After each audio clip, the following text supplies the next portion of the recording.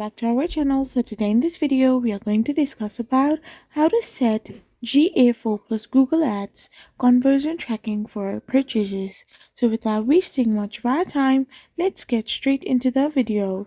So for this, all you gotta do is simply go and tap open your GA4.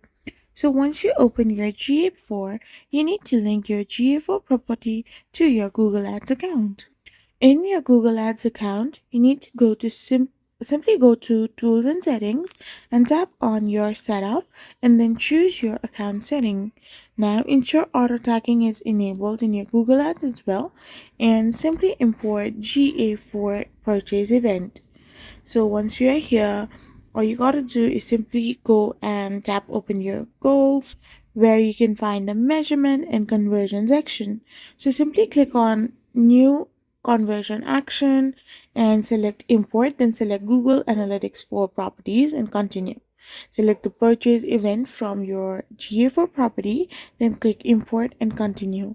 I hope you found this video helpful, so don't forget to hit that subscribe button and to give us a thumbs up.